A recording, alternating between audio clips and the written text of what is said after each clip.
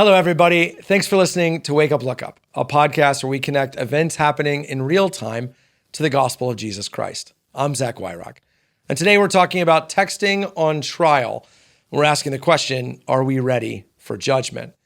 This is based on something that happened in Oklahoma recently, where a judge, Tracy Soderstrom, who was presiding over the murder trial of a 2-year-old child, was discovered to have sent 500 text messages to her bailiff during the trial, including times on video where for minutes on end, she isn't looking up, paying attention. She is just texting. These text messages included making fun of the attorneys, calling witnesses liars, taking sides on the case, and even commenting on physical appearance of people in the courtroom. It's a total joke. It's an outrage. But are we any better off? Well, I think the answer is no. Here's why I say that. Tracy Soderstrom is showing us two things that are a problem for probably every single person listening to this podcast, and I know a problem for the guy doing the podcast. Here they are. The first thing is, why can't we put our phones down?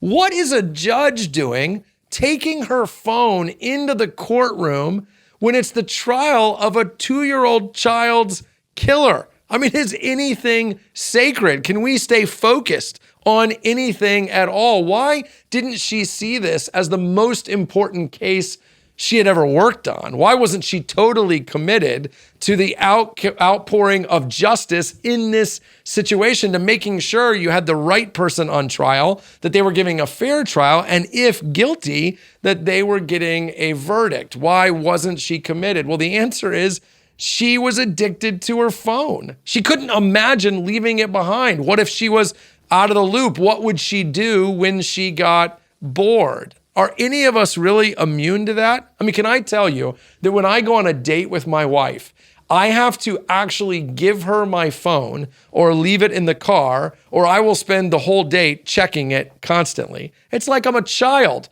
I can't be trusted with it, so I have to give it over to her. I'm no different than Tracy Soderstrom. It's just a different context. We have to own the fact that we have become addicted to our devices. And without concrete steps, without moments where we say, hey, when I get home, it goes in this basket, or when I'm at work, it goes in my desk drawer. Without saying to other people, you've got to hold me accountable because I can't seem to stop looking at this little device, we will never change.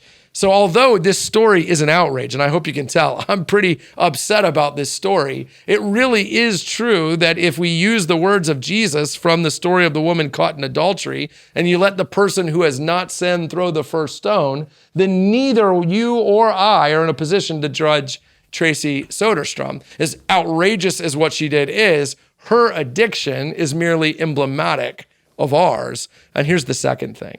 Why is it that we think that we can say whatever we want digitally? Why is it that emails, tweets, Facebook posts, texting, we say things we would never say to a person in public? It makes me think about the data that says that we spend more money with credit cards than we do with cash, because when we buy things with credit cards, it doesn't feel like we've actually lost anything. What a great metaphor that is for when we post on our devices, because it doesn't feel like we've actually said anything, but you have. Tracy Soderstrom is not being judged just for being reckless. She's being judged for the things she said. You know, Jesus said, out of the overflow of the heart, the mouth speaks.